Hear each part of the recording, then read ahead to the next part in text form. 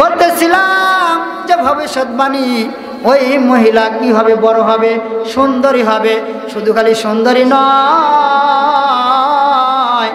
100টি যুবকের সঙ্গে জেনা করবে। কি করবে? জেনা করবে। শুধু জেনা করে খাদ্য হবে না, সে কি হবে? আবার বিবাহ হবে। কি হবে? আবার বিবাহ হবে। শুধু বিবাহ হবে না, আরেকটি ভবিষ্যৎবাণী, তার মৃত্যু হবে একটি মাকড়সার হাতে। কিসের হাতে? মনোযোগ দিয়ে শুনেন, কিসের হাতে মৃত্যু হবে? কথা বলেন। মাকড়সার হাতে। এই যুবক ছোট্ট গোলাম চিন্তা করছে কি যে 100টি যুবকের সঙ্গে জেনা করবে, কিন্তু বেঁচে রাখা যায় না।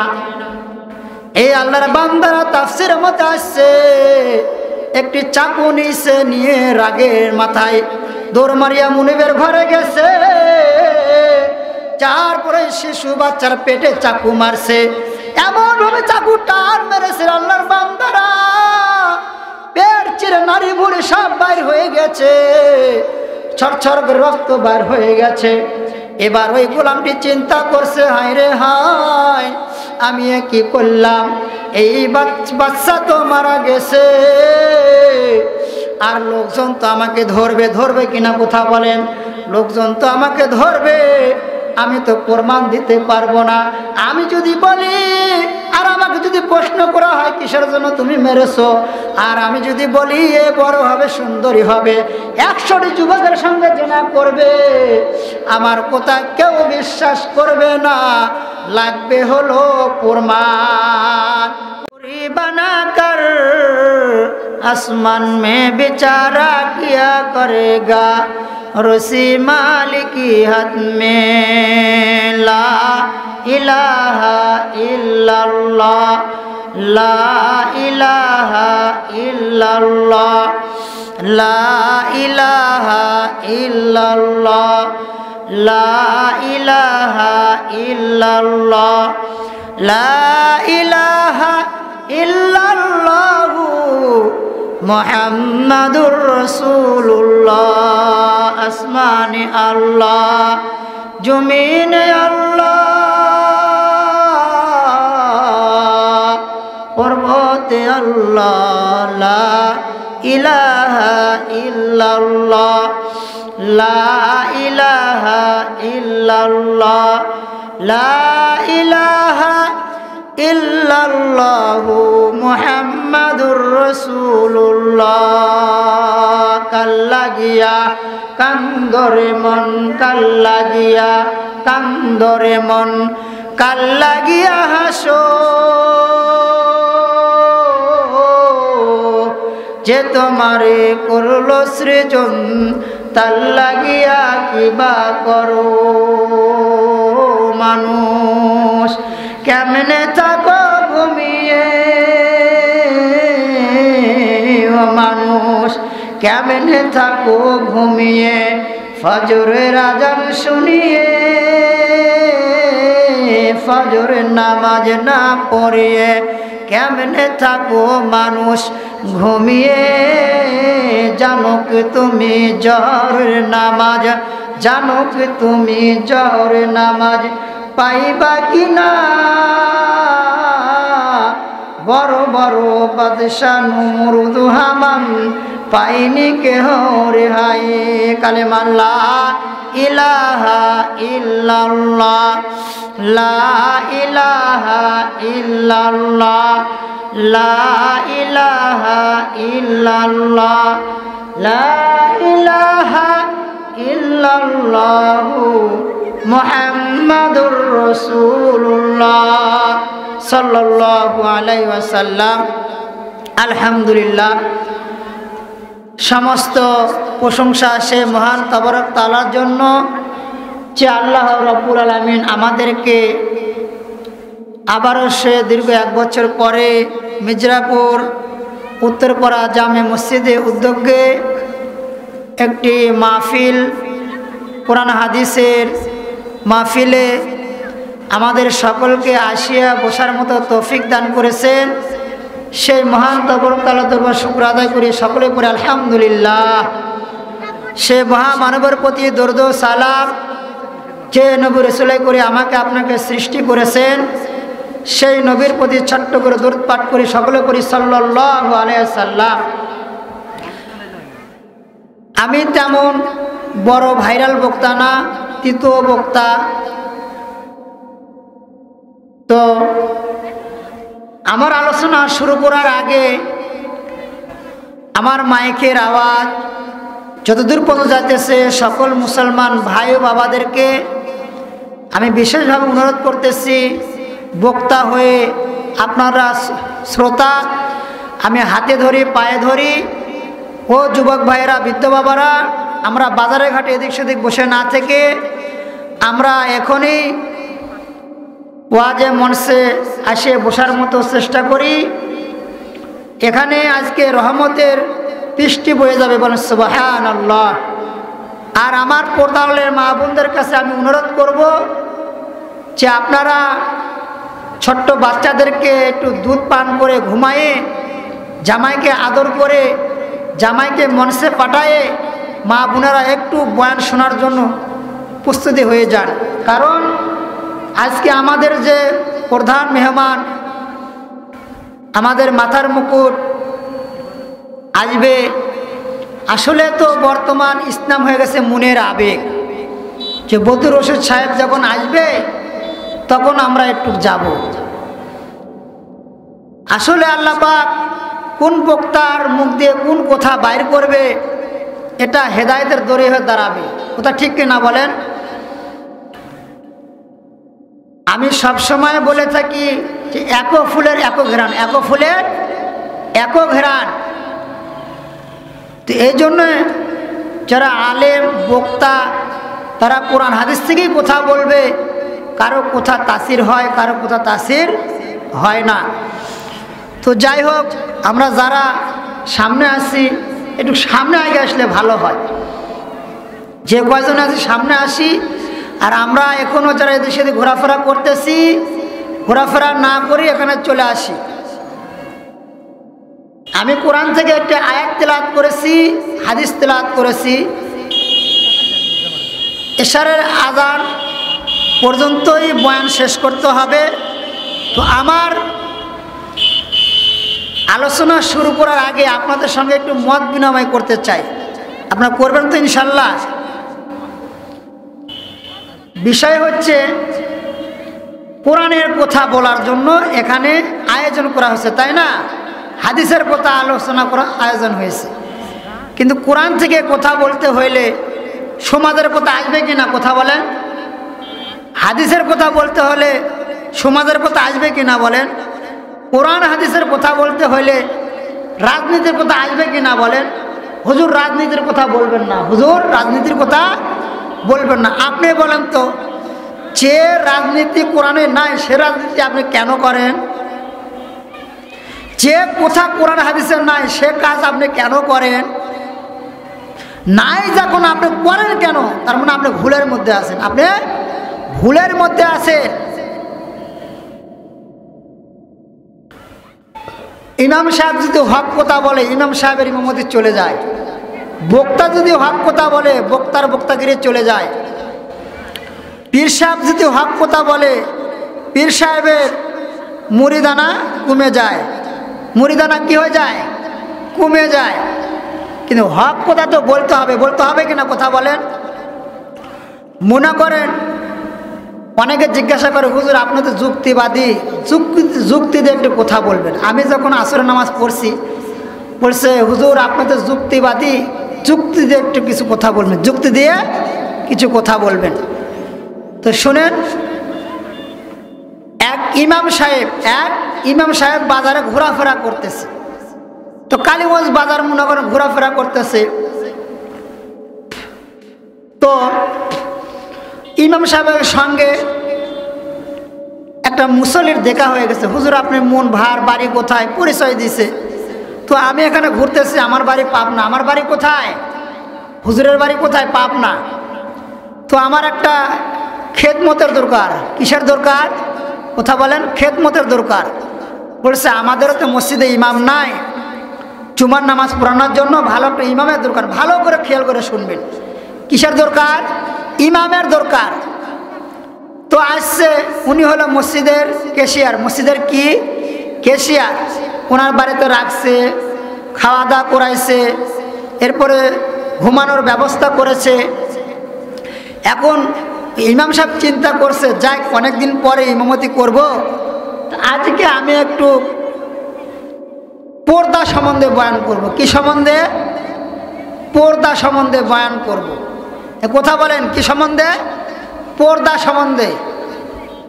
ইমাম সাহেব কোরআন আয়াত করছে, পর্দা করতে হবে, বেপর্দা যুবতী মেয়েরা চলাফেরা করা যাবে না, এরকমভাবে বয়ান করছে। নামাজ শেষ করছে। ওই যে ব্যক্তি চাকরি দিল, ওই ব্যক্তি কি বলছে জানেন? এই হুজুর, আমি তোমাকে নিয়ে আসলাম, খাওয়াইলাম, বাড়িতে জাগায় দিলাম, আমার স্ত্রী কলেজে চাকরি করে, আমার মেয়ে যুবতী মেয়ে কলেজে পড়ে, বেপর্দা ঘুরে, তুমি হুজুর মানুষ, আমার মেয়েকে দেখো, আমার মেয়েকে দেখো, আমার স্ত্রীকে দেখো, আমার কোনো আপত্তি নাই। তুমি তাই বলে এই ভোরা মসজিদের মধ্যে তুমি আমার কথা বলে দিবে? আসলে কি তার কথা বলছেন? কথা বলেন, তার কথা বলছে? বর্তমানে এরকম গায়ে পেরেলাই কিনা বলেন? আমার কথা, আমি হক কথা বলবো। তুমি যদি মনে করো এই দোষটি আমার মধ্যে আছে, তুমি দোষটা ছেড়ে দাও। কথা ঠিক কিনা? আমি কুষ্টিয়া দৌলতপুর বয়ান করতেছিলাম যে ফেরাউনের 4টি গুণ আছে। কয়টি গুণ?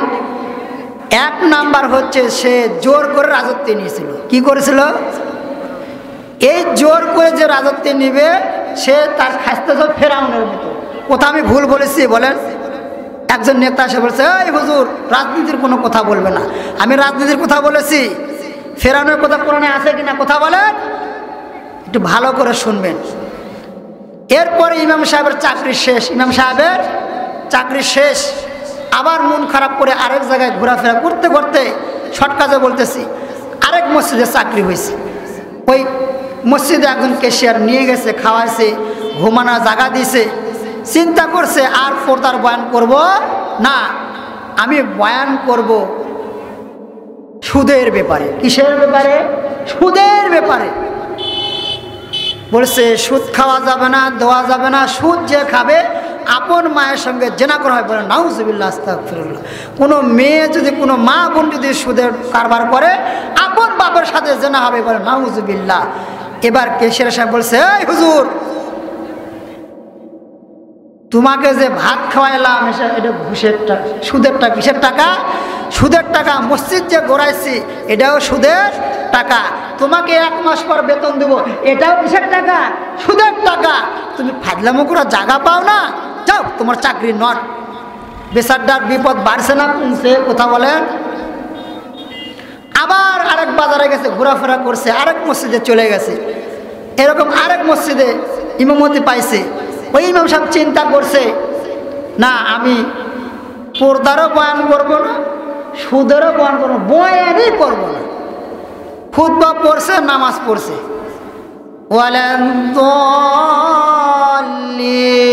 সূরা ফাতিহা শেষ। ইয়াসিন ওয়াল কুরআনিল হাকীম। আল্লাহ ভাই, এটা কোন সূরা? সূরা ইয়াসিন। ক্যাশিয়ার সাহেব নামাজ পড়ে বলছে, হ্যাঁ হুজুর, আমি তোমাকে নিয়ে আসলাম, খাওয়াইলাম, বিছানা দিলাম, চাকরি দিলাম, আর ওই যে মসজিদের কোনায় বসে আছে সভাপতি সাহেব, ওর নাম, ওর বাপের নাম ইয়াসিন, ওর নাম হাকিম। তুমি আমার নামে সূরা দিয়ে নামাজ না পড়ায় মিয়া, তুমি ওর নামের বাপের নামে সূরা দিয়ে নামাজ পড়াইছ। সামনে জুম্মা যদি আমার নামে যদি সূরা দিয়ে নামাজ না পড়াইতে পারো, তাহলে তোমার চাকরি নট হয়ে যাবে। বলেন তো বিপদ বাড়ছে না কমছে? আচ্ছা, কারোর নামে কি সূরা আছে? আল্লাহ যাদের নামে নাজিল করছে তাদের নামেই আছে। এখন বেচারটা গরিব মানুষ, আর ইমাম সাহেবরা তো গরিবই হয় ভাই। যত ফকিনের পোলাপান সব মাদ্রাসায়, আর যত কোটিপতি সব ডাক্তার, ইঞ্জিনিয়ার। ওটা ঠিক কিনা বলেন? এবার আলেম মানুষ তো, মাদ্রাসার ছাত্র, আল্লাহ তো বুদ্ধি তো কম দেয়নি, আল্লাহ বুদ্ধি কম, কোথায় কোথায় চলে আসে। এক রাজার উজির বাজি লাগছে, রাজা সাহেব বলছে, আচ্ছা মন্ত্রী আর রাজা, মন্ত্রী বলো তো পৃথিবীর মধ্যে সবচেয়ে জ্ঞানী কে, কারা বুদ্ধিমান কে?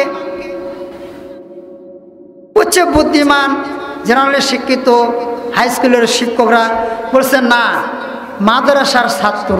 বলছে এরা আবার কি বুদ্ধি, আল্লাহর কি কাম? রাজা মশাই তাকিয়ে দেখে একটি মাদ্রাসার ছাত্র আসার পর ভাতের বাটি নিয়ে যাইতেছে এখানে। তার আগে এনাকে প্রশ্ন করছে যে আমরাই যদি বেশি জ্ঞানী হই, বড় জ্ঞানী হই, বলো তো এই যে বড় একটা যে পুকুর খনন করা আছে, এই পুকুরে কয় গিলাস পানি আছে? মন্ত্রী জিজ্ঞাসা করছে। মন্ত্রী এখন বলতেছে যে এই পুকুরের মতো একটা পুকুর খনন করতে হবে। কি করতে হবে?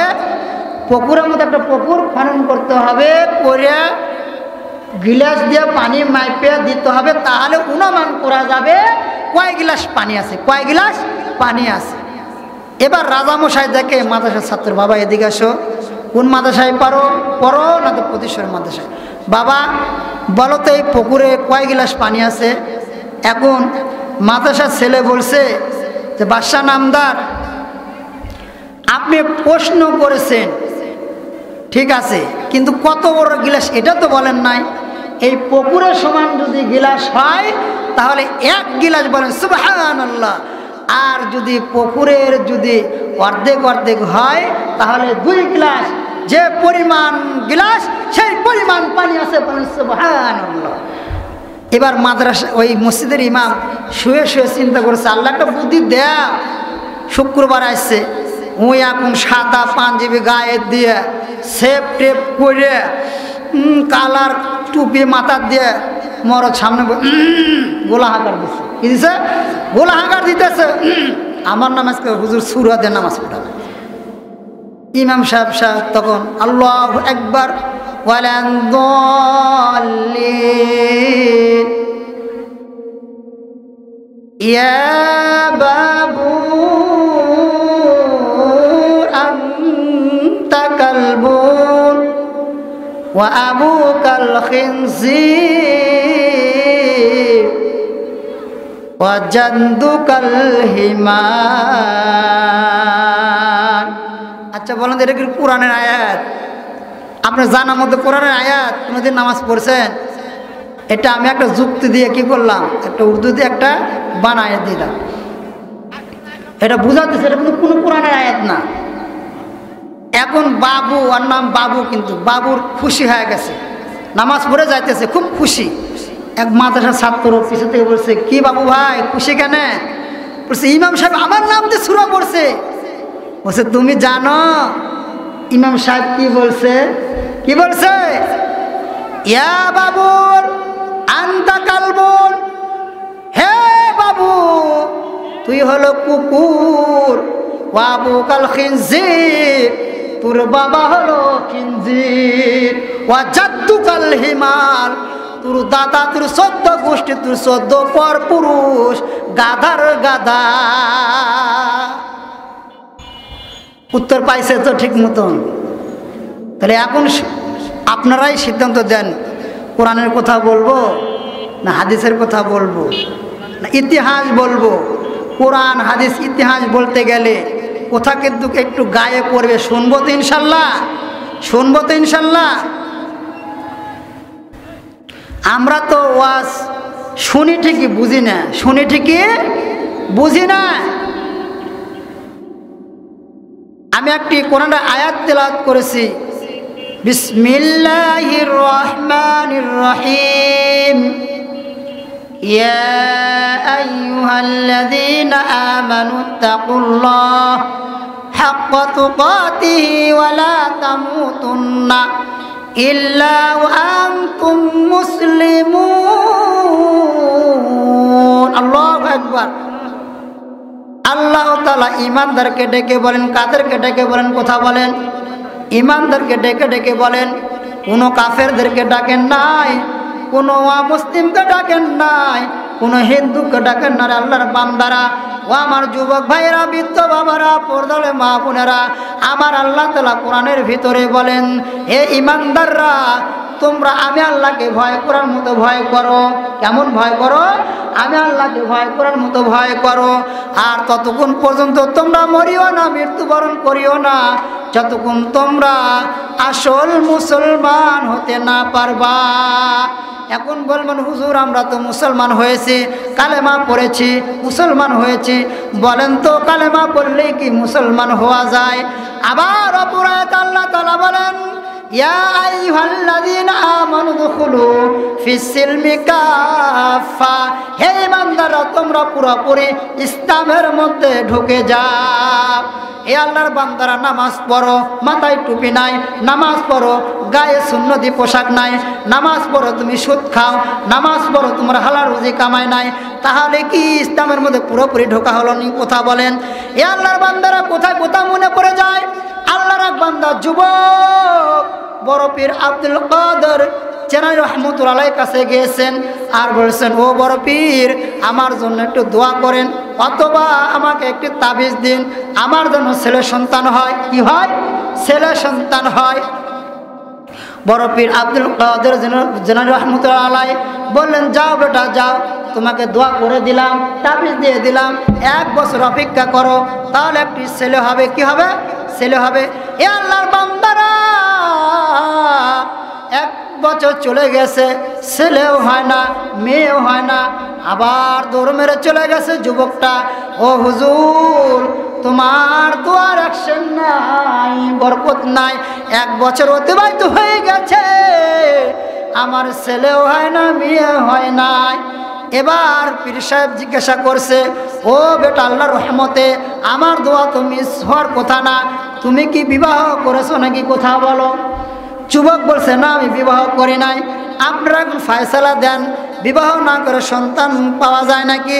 এ আল্লাহর বান্দা, আমি বলতে চাই, ওই যুবক যেমন বিবাহ করে সন্তানে আশা করা বোকামি, বিবাহ করে যেমন সন্তানে আশা করা যায় না, তুমি দাঁড়িতে খুর ঠাকাইয়া, তুমি তো সুদের খাতায় নাম দিয়া, তুমি যতই বার রব্বানা যালামনা বলো, আল্লাহ বলবে তুই হাত নামা, হাত নামা। কথা ঠিক কিনা? এই জন্য আল্লাহ তাআলা বলছে, হে ঈমানদাররা, তোমরা পুরো পরিস্থিতির মধ্যে ঢুকে যাও, আর তোমরা আমি আল্লাহকে ভয় করার মতো ভয় করো। কেমন ভয় করো? যতক্ষণ পর্যন্ত মরিও না, যতক্ষণ তোমরা আসল মুসলমান হতে না পারবা। এ আল্লাহর বান্দারা, আল্লাহকে কেমন ভয় করতে হবে? আর ওই মৃত্যুর কথা বলতে গেলে তাফসিরের ভিতরে একটি ঘটনা পড়েছিল। আল্লাহর বান্দারা, আল্লাহর এক বান্দি ছিল একটি শহরে, আল্লাহর এক বান্দির পেটে একটি সন্তান ভূমিষ্ঠ হবে। কি হবে? ভালো করে শুনবেন, সন্তান ভূমিষ্ঠ হবে। আর ছোট্ট একটি গোলাম ছিল ওই মহিলার। যখন সন্তান ভূমিষ্ঠ হওয়ার পর ওই ছোট্ট গোলাম চিন্তা করছে, আমার মুনিবের যখন সন্তান ভূমিষ্ঠ হলো, আগুনের দরকার। বলেন তো, আমাদের গ্রামে মা বোনদের সন্তান হলে আগুন প্রয়োজন হয় কিনা? কথা বলেন। হযরতে মূসা আলাইহিস সালামের স্ত্রী যখন সন্তান হয়েছিল, তুর পাহাড়ে আগুন আনার জন্য গিয়েছিল। সন্তান যখন ভূমিষ্ঠ হয়, আগুন কিন্তু বিশাল উপকার জিনিস। কথা ঠিক কিনা বলেন? এই আল্লাহর বান্দারা, ওই ছোট্ট গোলাম, ওই মুনিবের সন্তান যখন প্রসব করবে, ভূমিষ্ঠ হবে, আগুন নেওয়ার জন্য দৌড়াইতেছে। দৌড় মারা যখন যাইতেছে, এমত অবস্থায় সামনে দেখে একজন পাকড়িওয়ালা, চুপওয়ালা আগন্ত লোক, বয়স্ক মানুষ লাঠি নিয়ে দাঁড়া আছে, আর জিজ্ঞাসা করতেছে, ও বালক, তুমি কোথাও যাও, তুমি কোথায় যাও? এবার বলছে, হুজুর, আমার ওই যে মহিলা মুনিব, তার একটি সন্তান ভূমিষ্ঠ হয়েছে, আগুনের প্রয়োজন, আগুন আনতে যাব। কি আনতে যাব? আগুন আনতে যাব। এবার আগন্ত লোক বলছে, তুমি যে আগুন আনতে যাবে ভালো কথা, কিন্তু যে মেয়ে তোমার মুনিবের পেট থেকে দুনিয়াতে জন্মগ্রহণ করলো, তুমি কি তার ভবিষ্যৎবাণী জানো নাকি? বলছে, না, আমি কেমনে ভবিষ্যৎবাণী জানবো? ও আমার যুবক ভাইয়েরা, বৃদ্ধ বাবারা, ও আমার পর্দার মা বোনেরা, ঘটনাটি তাফসীরের মধ্যে আসছে গো। খেয়াল করে মনোযোগ দিয়ে একটু শুনবেন। ছোট্ট গোলাম বলছে, না ও দরবেশ সাহেব, আমি তো ওই ছোট্ট বাচ্চার ভবিষ্যৎবাণী আমি কিছুই জানি না। এবার ওই আগন্ত দরবেশ বলতেছে, তাহলে শোনো, ওই মেয়ে বড় হবে, শুধু খালি বড়ই নয়, ওই মেয়েটি সুন্দরী হবে। কি হবে? সুন্দরী হবে। শুধু সুন্দরী নয়, এত সুন্দরী হবে যে যুবকরা পাগল হয়ে তার পিছনে দৌড়াদৌড়ি করবে। এবার বলতেছেন, শুধু খালি পাগলই হবে না, শুধু খালি সুন্দরী হবে না, তুমি কি ওই মেয়ের আরেকটি ভবিষ্যৎবাণী জানো? বলছেন, না না না, জানি না, জানি না। কি ভবিষ্যৎবাণী? তাড়াতাড়ি বলুন। বলছে, ও বড় হবে, সুন্দরী হবে, 100টি যুবকের সঙ্গে জেনা করবে। কি করবে? জেনা করবে। হাতে হাতে মন মেজাজটা খারাপ হবে কিনা বলেন? একটু খেয়াল করবেন। বলেন যে 100টি পুরুষের সঙ্গে জেনা করবে, এই কথা শুনে মন মেজাজটা খারাপ হবে কিনা? কথা বলেন মুরব্বীরা। এবার চিন্তা করছে, কি সুন্দরী হবে, 100টি যুবকের সঙ্গে জেনা করবে। একটু কালেমা পড়ি, লা ইলাহা ইল্লাল্লাহ, জোরে, লা ইলাহা ইল্লাল্লাহ, লা ইলাহা ইল্লাল্লাহ, লা ইলাহা ইল্লাল্লাহ, লা ইলাহা ইল্লাল্লাহ, লা ইলাহা ইল্লাল্লাহু মুহাম্মাদুর রাসূলুল্লাহ সাল্লাল্লাহু আলাইহি সাল্লাম। ও আমার যুবক ভাইরা, ও আমার বৃদ্ধ বাবারা, ও আমার পর্দালে মা বোনেরা, আমি কি বলতেছিলাম স্মরণ আছে নি? কথা বলেন, কি বলতেছিলাম? স্মরণ আছে? বলতেছিলাম যে ভবিষ্যৎবাণী, ওই মহিলা কি হবে? বড় হবে, সুন্দরী হবে। শুধু খালি সুন্দরী নয়, 100টি যুবকের সঙ্গে জেনা করবে। কি করবে? জেনা করবে। শুধু জেনা করে খাইতে হবে না, সে কি হবে? আবার বিবাহ হবে। কি হবে? আবার বিবাহ হবে। শুধু বিবাহ হবে না, আরেকটি ভবিষ্যৎবাণী, তার মৃত্যু হবে একটি মাকড়সার হাতে। কিসের হাতে? মনোযোগ দিয়ে শুনেন, কিসের হাতে মৃত্যু হবে? কথা বলেন, মাকড়সার হাতে। এই যুবক ছোট্ট গোলাম চিন্তা করছে কি যে 100টি যুবকের সঙ্গে জেনা করবে, কিন্তু বেঁচে রাখা যায় না। এই আল্লাহর বান্দারা তাফসীরের মধ্যে আসছে, একটি চাকু নিছে, নিয়ে রাগের মাথায় দৌড় মারিয়া মুনিবের ঘরে গেছে। তারপরে শিশু বাচ্চার পেটে চাকু মারছে, এমন ভাবে চাকু টান মেরেছে, আল্লাহর বান্দারা পেট চিরে নারী বুড়ি সব বাইর হয়ে গেছে, ছরছর করে রক্ত বাইর হয়ে গেছে। এবার ওই গোলামটি চিন্তা করছে, হায় রে হায়, আমি কি করলাম? এই বাচ্চা তো মারা গেছে, আর লোকজন তো আমাকে ধরবে। ধরবে কিনা? কথা বলেন। লোকজন তো আমাকে ধরবে, আমি তো প্রমাণ দিতে পারবো না। আমি যদি বলি, আর আমাকে যদি প্রশ্ন করা হয় কিসের জন্য তুমি মেরেছো, আর আমি যদি বলি এ বড় হবে, সুন্দরী হবে, 100টি যুবকের সঙ্গে জেনা করবে, আমার কথা কেউ বিশ্বাস করবে না। লাগবে হলো প্রমাণ। প্রমাণ লাগবে কিনা? কথা বলেন। কিন্তু আল্লাহর বান্দারা বর্তমান ইমাম সাহেবের প্রমাণ লাগে না। ইমাম সাহেবকে দোষ ছাড়া ইমামতি বাদ দিয়ে দেয়, আলেমের কোনো প্রমাণ লাগে না, আলেমকে ফাঁসি ঝুলে দিতেছে কিনা? কথা বলেন। এই আল্লাহর বান্দারা আপনারা জানেন দীর্ঘ 15-16 বছর কেমন জ্বালাজালি হয়েছে। আরে হুজুর ওয়াজ করবে, বলে হুজুর খুতবা দেখে ওয়াজ করেন, হুজুর রাজনীতির কোনো কথা বলেন না। বলেন তো কোরআনের কথা বলবে, কারো বাপের কোনো বাধা আছে কিনা? কথা বলেন। তুমি সুদ খাও মিয়া, তুমি ঘুষ খাও, মসজিদের সেক্রেটারি হয়েছো, তুমি মাস্তানি করো, মসজিদের সভাপতি হয়েছ, তোমাকে কে সভাপতি হওয়ার জন্য তোমাকে তাকিদ দিয়েছে? তুমি সুদখোর, তুমি ঘুষখোর, তোমার সভাপতির কোনো অধিকার নাই। কথা ঠিক কিনা বলে? এ আল্লাহর বান্দারা, এবার ওই গোলাম চিন্তা করছে, আমি যদি প্রমাণ দিতে না পারি আমার অবস্থা কাইল হয়ে যাবে। আমার প্রমাণের দরকার।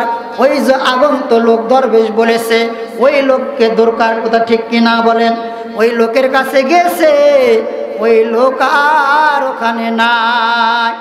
এবার ওই গোলাম চিন্তা করছে, লোকটি যখন নাই, আমার ওই মুনিবের বাড়ি ফিরে যাওয়া ঠিক হবে না। অন্য শহরে চলে গেছে। অন্য শহরে যখন চলে গেছে আল্লাহর বান্দারা, অনেক দিন বছর হয়ে গেছে, ওই গোলামটি বড় হয়ে গেছে, অনেক টাকা পয়সার মানুষ হয়ে গেছে। এ আল্লাহর বান্দারা খেয়াল করে শুনতে হবে, তাফসীরের মধ্যে আসছে গোলামটি কোটি কোটি টাকার মালিক হয়ে গেছে, বাড়িতে টাকা পয়সা পাঠাইছে। বাবা এ চিঠি লিখে দিছে, ও বেটা তোমার বাড়ি হয়ে গেছে, তোমার ঘর হয়ে গেছে, তোমার রাজপ্রাসাদ হয়ে গেছে, এবার তোমার বিবাহর দরকার। ওই ছেলে আবার পত্র লেখছে, আব্বা জান আমার টাকা পয়সা সব কিছু হয়ে গেছে, সুন্দর একটি মেয়ে দেখেন, ওই রাজপ্রাসাদের সাথে জানো ওই সুন্দরী মেয়েকে মানায়। কেমন মেয়ে চাই? কথা বলেন। সুন্দরী মেয়ে, এমন মেয়ে চায় যেমন সুন্দর বাড়ি করেছে তেমন সুন্দর একটা মেয়েকে চাই। মনোযোগ দিয়ে শুনবেন, মজার ঘটনা। এ আল্লাহর বান্দারা, এবার কি হলো দেখেন, চিঠি লিখেছে, বাবা সুন্দর একটি মেয়ে দেখছে, মেয়ে দেখার পরে বিবাহ হয়ে গেছে, সুন্দর একটি মেয়ে পেয়েছে। আল্লাহর কি নীলা খেলা দেখেন, আল্লাহ কি না করতে পারে। কথা ঠিক কিনা বলেন? এ আল্লাহর বান্দারা, আপনার ছেলেকে 20 বছর আগে হারাইছেন, 20 বছর পর কিন্তু আল্লাহ পাক আবার আপনার নিকটে পাঠায় দিবে। কথা ঠিক কিনা বলেন? এবার এমন একটি সুন্দরী মেয়েকে যুবকটা বিবাহ করেছে, এবার বাসরাতে যাবে, শরীরে হাত দিয়েছে, হাতটি পেটে লেগে গেছে, পেটে দেখে কাটার দাগ। এবার ওই যুবকটি প্রশ্ন করতেছে, ও বিবি তোমার কি অন্য কোথাও বিবাহ হয়েছিল নাকি? বলছে না। তোমার কি সন্তান হয়েছিল নাকি? বলছেন না। তাহলে কেন কাটার দাগ? কারণ যে মেয়ের বিবাহ হয় সিজার করা লাগে, তার কাটার দাগ থাকে। কথা কিনা ঠিক কিনা বলেন? এবার বলছে তোমার কোনো অ্যাপেন্ডিসাইড হয়েছিল না? কথা বলো। এবার তোমার কি পাথর হয়েছিল নাকি? বলছে না, কিছু হয় নাই। তাহলে কেন কাটার দাগ? স্ত্রী বলে, ও গো প্রাণের স্বামী, আমার মায়ের মুখের সোনা কথা, আমার মায়ের নাকি একজন গোলাম ছিল, কিসের কারণে জানো আমার পেটে চাকু মেরেছিল, নারী পুরুষ সব বের হয়ে গেছে। রাখে আল্লাহ, মারে কে?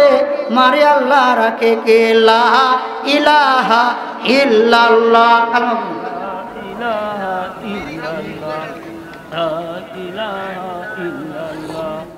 লা ইলাহা ইল্লাল্লাহ, লা ইলাহা ইল্লাল্লাহু মুহাম্মাদুর রাসূলুল্লাহ সাল্লাল্লাহু আলাইহি সাল্লাম। ও বাপজানেরা, আমার ভাইরা আমার, কি বলতেছিলাম? মনোযোগ আছে নাকি? খারাপ লাগছে? খারাপ লাগছে? ও আল্লাহর বান্দারা,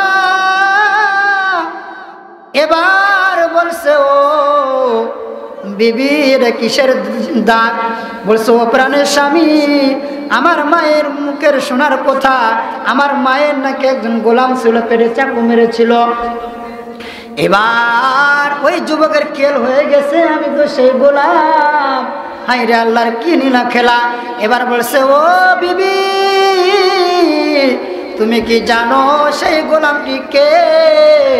ও গো বিবি, সেই গোলামটি হলো আমি। বলেন সুবহানাল্লাহ। আল্লাহর কি নীলা খেলা। এবার স্বামী বলছে, ও প্রাণের স্ত্রী, তুমি বলো তো দেখি, আমি কিসের জন্য তোমার পেটে চাকু মেরেছিলাম। তুমি যখন তোমার মায়ের পেট থেকে ভূমিষ্ঠ হইলে আগুনের দরকার ছিল, আমি আগুন নেওয়ার জন্য দৌড়াইতেছিলাম। এমত অবস্থা একটি দরবেশ বেশে একটি লোক আমাকে ভবিষ্যৎবাণী বলছে। কি ভবিষ্যৎবাণী তুমি জানো নাকি? ও আমার প্রাণের স্ত্রী,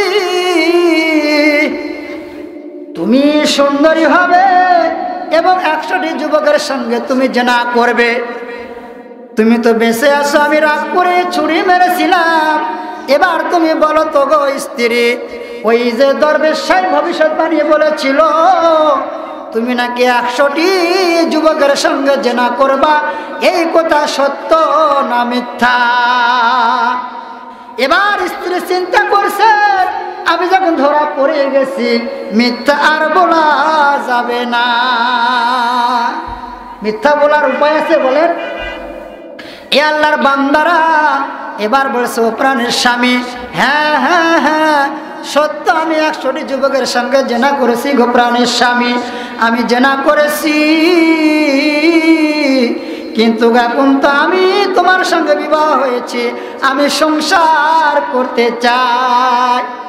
এবার যুবকটা বলছে, আমার প্রাণের স্ত্রী, একটি ভবিষ্যৎবাণী পাইলাম, তোমার আরেকটি ভবিষ্যৎবাণী আছে, তোমার মৃত্যু নাকি মাকড়াসার হাতে।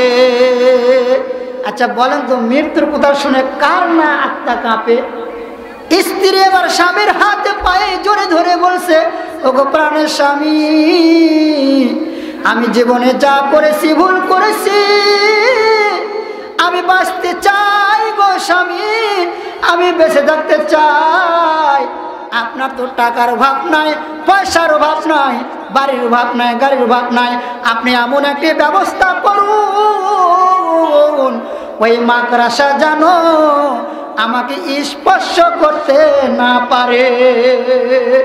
আচ্ছা বলেন তো, আজরাইলের হাত থেকে বাঁচার কোনো উপায় আছে? এই শুনেন, কোথায় কোথায় মনে পড়ে যায়। গাইবান্ধার গোলাম রব্বানী যুক্তিবাদী ওয়াজ করছেন যে কোনো ঘরে বা কারো শরীরে যদি কোনো কুকুরের, কোনো বিড়ালের, কোনো প্রাণী, মানুষের ছবি থাকে, রহমতের ফেরেশতা আসে না। কিসের ফেরেশতা আসে না?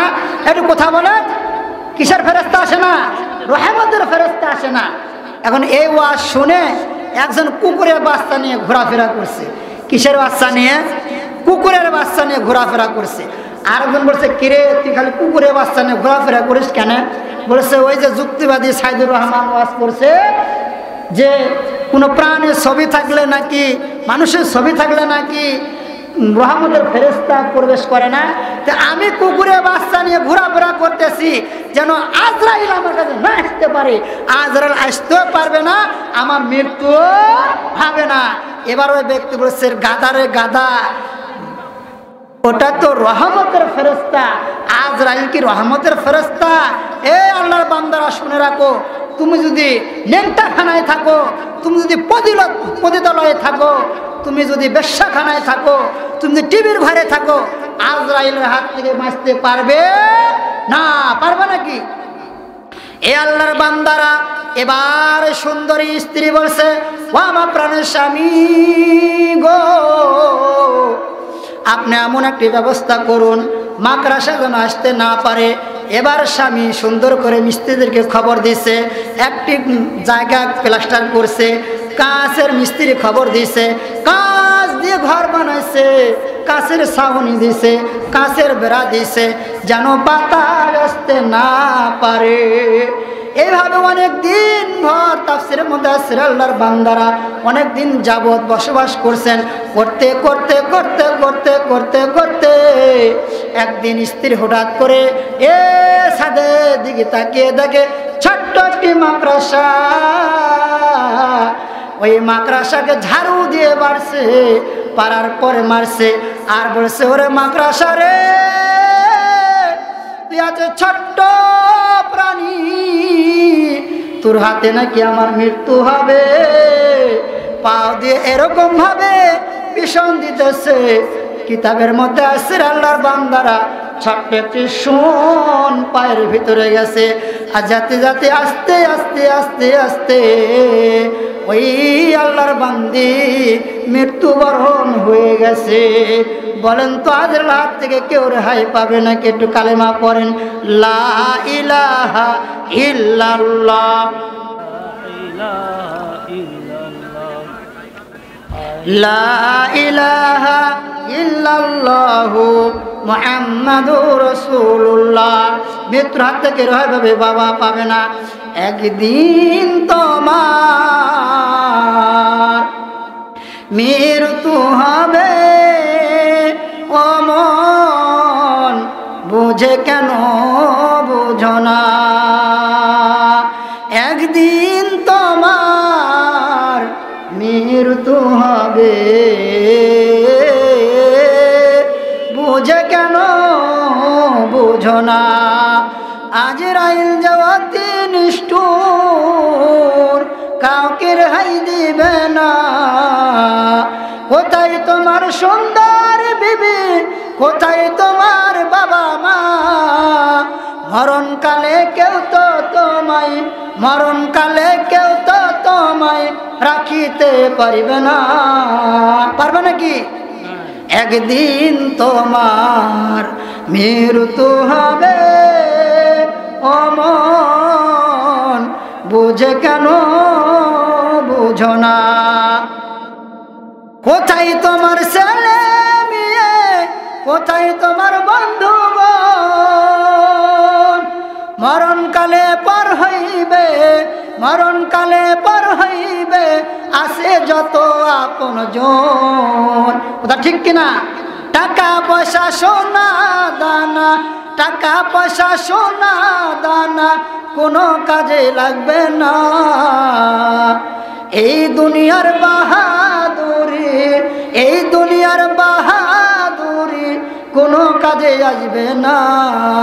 নামাজ রোজা সারা কেহ, নামাজ রোজা সারা কেহ বেহেশত যেতে পারবে না। একদিন তোমার মৃত্যু হবে, ও মন বুঝে কেন বুঝো না?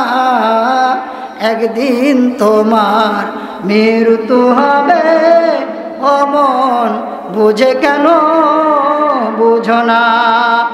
আল্লাহর বান্দারা বলতেছিলাম, ওই মেয়ে যে তওবা করেছিল, কারণ আল্লাহ তাআলা বলেছেন, ইয়া আইয়ুহাল্লাযীনা আমানু ইযা তুবু ইলাল্লাহি তাওবাতান নাসুহা।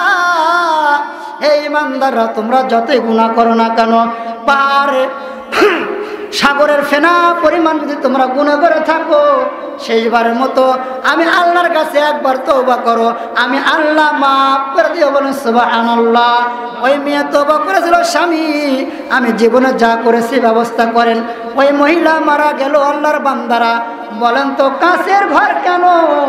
বোতলের মধ্যে যদি লুকাইয়া থাকে, মৃত্যুর হাত থেকে রেহাই পাওয়া যাবে না। এ আল্লাহর বান্দারা এখন প্রশ্ন করবেন, হুজুর জীবনে যত গুনাহ করেছি, পাপ করেছি, আল্লাহ ক্ষমা করবে নাকি? অবশ্যই ক্ষমা করবে। আল্লাহর বান্দারা কোথায় কোথায় মনে পড়ে যায়। আল্লাহর নবীর সাহাবী, সাহসী সাহাবী, খুব রাগান্বিত সাহাবী হযরত ওমর রাদিয়াল্লাহু আনহু রাস্তা দিয়ে আসতেছেন, আর একজন কাফের যাইতেছেন মদের বোতল নিয়ে। কিসের বোতল নিয়ে? মদের বোতল নিয়ে। আমি ঘটনাটা বলতেছি, ওই যে তাওবাতুন নাসুহা, যে তাওবাতুন নাসুহা, সেইবারের মতো যে গুনাহ তওবা করবে আল্লাহ অবশ্যই মাফ করবে। বলেন সুবহানাল্লাহ। এই আল্লাহর বান্দারা, ওই কাফের যুবক মদের বোতল বগলে নিয়ে যাইতেছে, আর উমর ফারুক মাথায় পাগড়ি বেঁধে তরবারি নিয়ে হাঁকাইতেছে। যত সামনে যায় একটি লোক দেখা যায়, ওই কাফের যুবক চিন্তা করছে ওটা কাকে দেখা যায়, মাথায় পাগড়ি আর রাস্তার মধ্যে তরবারি হাঁকানোর মতো। মুহাম্মাদের সাহাবী উমর সারা এই সাহস কেউ রাখে না। আমি যদি উমরের হাতে পড়ে যাই, আমার বাঁচার উপায় নাই। যত সামনে যায় যত সামনে যায় হযরত ওমর রাদিয়াল্লাহু আনহুর চেহারাটা পরিষ্কার হয়ে যায়। এবার যুবক মনে মনে চিন্তা করে, ও আসমানের মালিক, ও জমিনের মালিক, তুমি আমার মালিক, আমি যে মূর্তি পূজা করে এসেছি, আমি আজকে কোথা দিলাম গো মালিক? এই তোমার নবী মুহাম্মদ সাল্লাল্লাহু আলাইহি সাল্লামের সাহাবী ওমর হাত থেকে যদি তুমি আমারে বাঁচাও, আমি কোথা দিলাম? আমি ওই ওমরের হাতে সঙ্গে সঙ্গে কালেমা পড়ে মুসলমান হয়ে যাব। বলেন সুবহানাল্লাহ। এ আল্লাহর বান্দারা, এবার হযরত ওমর রাদিয়াল্লাহু আনহু সামনে বেঁধে গেলেন। এবার ওমর রাদিয়াল্লাহু আনহু ধমক দিয়ে বলতেছেন, এই যুবক, তোমার বগলের ভিতরে কি ওটা বার করো, কিসের বোতল বার করো। ওই যুবকটা থর থর করে কাঁপতেছে। আল্লাহর বান্দারা, ও যুবক ভাইয়েরা, ও আমার যুবতী বোনেরা, মা বোনেরা, খেয়াল করে একটু শুনুন গো। ওই কাফের তো যুবক ছিল, আপনিও তো যুবক, আমিও তো যুবক। এই আল্লাহর বান্দারা, ও যুবক ভাই, এবার ওই কাফের যুবক থর থর করে কাঁপতেছে। আর হযরত ওমর রাদিয়াল্লাহু আনহু বলছে, তোমার বগলের ভিতরে ওটা কিসের বোতল, দেখাও দেখাও। এবার বলছে, ও আমিরুল মুমিনিন খলিফা, এটা হলো দুধের বোতল। বলেন তো কিসের বোতল? আসলে কি দুধের বোতল না? এবার হযরত ওমর রাদিয়াল্লাহু আনহু বলতেছে, তাহলে বাইর করে দেখাও। এবার যখন বাইর করছে আল্লাহর বান্দারা, কি আশ্চর্য কথা বলেন তো, এই পৃথিবীতে যা কিছু আছে কার হুকুমে চলে? কথা বলে, আল্লাহর হুকুমে চলে। পানিকে দুধ বানাইতে পারে, দুধকে পানি বানাইতে পারে, ক্ষমতা কার?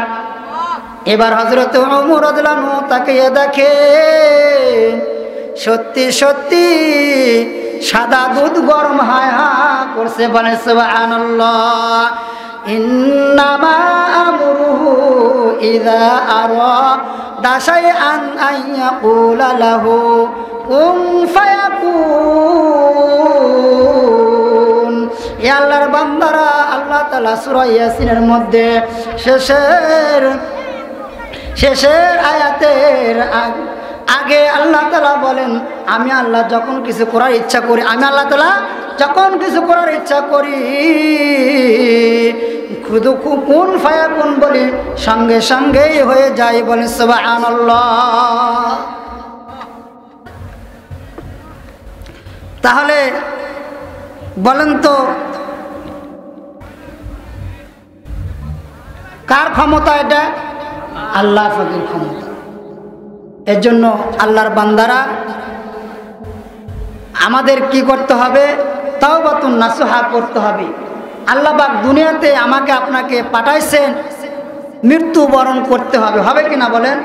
মৃত্যুবরণ করতে হবে। আর মৃত্যুবরণ যদি করতেই হয়, কবরে যেতেই হবে। কবরে যেতেই হবে। কবরে যদি যেতে হয়, হিসাব দিতেই হবে। হিসাব যদি দিতে হয়, তাহলে হিসাবের পুঁজি করে নিয়ে যেতেই হবে। যাই হোক, এখন আজান হবে। আমাদের মাহফিলে অনেক কষ্ট করে টাকা পয়সা খরচ করে বক্তাদেরকে দাঁত করেছেন। এজন্য বক্তা যতই ছোট হোক, আমরা ছোট নজরে দেখব না। আমরা এসে বসে শোনার চেষ্টা করব এবং আমল করার চেষ্টা করব।